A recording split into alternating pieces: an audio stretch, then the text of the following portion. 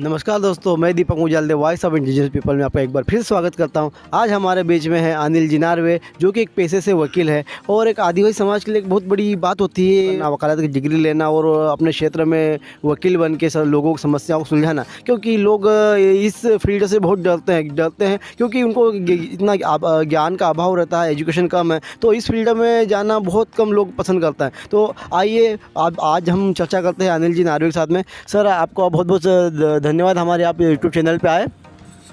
नमस्कार साथियों, और पहली बात तो धन्यवाद दीपक भाई कि आपने मुझे इस लायक समझा कि मैं आपका इंटरव्यू लूँ। मैं अपने मध्य प्रदेश के दाहा जिले के सरदारपुर से हूँ और वहीं आदिवासी क्षेत्र में वकालत करता हूँ।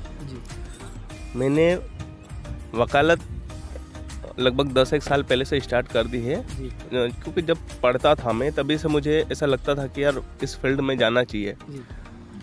ग्रामीण क्षेत्र में पला बड़ा हूँ, ग्रामीण परिवेश में पला बड़ा हूँ, तो मुझे वहीं से ग्रामीण परिवेश में ही पता चल गया था कि यार हम लोगों को कहीं ना कहीं कानूनी ज्ञान में रुचि रखना चाहिए। क्योंकि सब लोग जाते थे, 2-4 बार बचपन में मैं कोर्ट गया था, वहाँ घर वालों के साथ में गया था, कुछ काम पड़ गया था, तो मैंने वहाँ अपने खुद के साथ साथ घर परिवार और समाज की भी अज्ञानता को देखा कि हम कितने कमज़ोर हैं।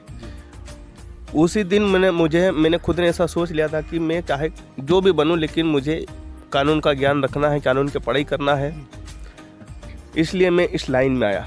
अभी जैसे मैं काम करता हूं वहाँ पे, तो मेरे क्षेत्र में मैं जब स्टार्टिंग में गया था तो अकेला आदिवासी वकील था और इतनी क्रिटिकल कंडीशन थी कि वहाँ मुझे बैठने के लिए जगह नहीं मिली थी। इतनी बुरी नज़र से देखते थे लोग, देखते थे वहाँ के कि यार एक आदिवासी वकील आ गया है, तो कहीं ना कहीं ये हमारे लिए नुकसानदायक है। मैंने धीरे धीरे वहाँ रेगुलर बाहर बैठा, जाते थे किसी ने मुझे अंदर नहीं बिठाया, मतलब बताना नहीं चाहिए, लेकिन मेरा ये है कि संघर्ष जो होता है वो मैंने लगभग 4 साल करा। घर के पैसे से आना, वापस जाना।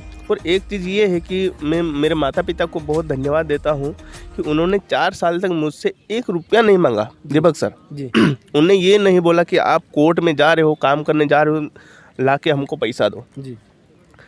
उनने जितनी भी मजबूरी थी सब एक्सेप्ट कर दिया, पैसा संघर्ष करो बेटा, संघर्ष करो। आज ठीक है हम जाता नहीं, मजदूरी तक का पैसा आ जाता है, लेकिन मेरा यही अपने लोगों से भी यही कहना है कि आपको यदि आगे बढ़ना है, अपने समाज की बातें रखना है, हम समाज के लोग तो एक दूसरे के सामने आमने सामने बात कर लेंगे, लेकिन रियलिटी हमको कानून से ही पता चलेगी कि शासन हमारे प्रति क्या कर रहा है, शासन ने हमारे प्रति क्या कानून इम्प्लीमेंट करा है।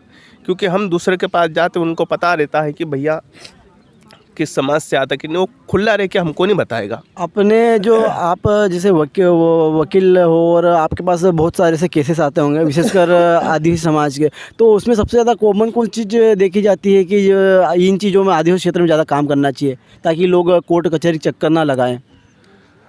देखो, सबसे समझने की बात तो ये है कि हम आदिवासियों में एक सबसे अच्छी प्रथा है, उसको बोलते हैं मेरे झाबुआ धार क्षेत्र में बेढ़ा प्रथा। बेढ़ा का मतलब है यदि 2 गुट के बीच में कोई सा विवाद हो तो अपने गांव के लोग जो बड़े बुजुर्ग हैं वो सब मिलके उसको निपटाते हैं, वो सामाजिक रूप से। चाहे वह बड़े से बड़े मामले ले लो, रेप केस हो, हत्या का मामला हो, इतने बड़े बड़े। अपने समाज में, आदिवासी समाज में ये बहुत बड़ी खूबी है कि कोई सा भी बड़ा मामला हो, मुद्दा हो, उसको वो आपस में बैठ के आपसे समाज में निपटा लेते हैं। इसलिए मेरा ये कहना है कि ज़मीनी मामले बहुत कम आते हैं, क्योंकि हम लोग पहले से तो इतनी खास ज़मीनें है ही नहीं, थोड़ी बहुत है, भाइयों के बीच में, आपसी गांव वालों के बीच में रहता है, तो अपने समाज वाले निपटा लेते हैं। सबसे ज़्यादा जो केस आते हैं वो लड़ाई झगड़े के।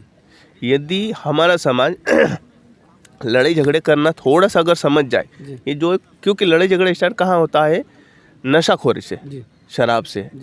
गांव में शराबी है, शराब पीते हैं, शराब पी के आपस में फिर उत्पात मचाते, झगड़ा मचाते, झगड़ा करके फिर पुलिस थाने में जाओ और उसका एक न एक दिन राजीनामा भी होता है। तो कहीं ना कहीं हम लोग क्या है, आर्थिक कमज़ोर भी होते हैं। आप थाने में जाओगे, पुलिस की कंडीशन आपको पता है, वीडियो है, बोलने में अच्छा नहीं लगता, जानते हो आप। उसके बाद में वहाँ से वकालत में कोर्ट में गए, कोर्ट की कंडीशन भी आपको पता है। तो कहीं ना कहीं हम कमज़ोर पड़ रहे हैं आर्थिक स्थिति में, तो ये फिजूल खर्ची एक तरीके से अगर हम लोग खुद ही समझ जाएं और पुलिस थाने के मुंह पे जाने से पहले यदि हम गांव के मुखिया से अगर संपर्क कर ले कि हमारे बीच में इस चीज़ को लेके विवाद हो रहा है, तो वो बहुत बेस्ट रहेगा। मतलब कुल मिला के कि आपसी सामंजस्य से और समूह में निर्णय लेकर ही उस समस्या को सुलझा दे, ताकि कोर्ट कचहरी आप ना जाएं और आपका घर गांव में ही आपका काम हो जाए। और आप जो आप वहाँ जाने का वो कोर्ट जाने का जो खर्चा है, बार बार आपको जाना पड़ता है, पैसे भी जाना पड़ता है, बार बार आपको कागज़ पत्तर लेके दिन भर में बैठना पड़ता है, तो उन सारी समस्याओं से अब बच सकता है। तो बहुत बहुत धन्यवाद नार्वे जी, और आपको बहुत बहुत शुभकामनाएं और धन्यवाद कि आप आने वाले समय और समाज के लिए अच्छा काम करो, समाज को एक नई दिशा दो।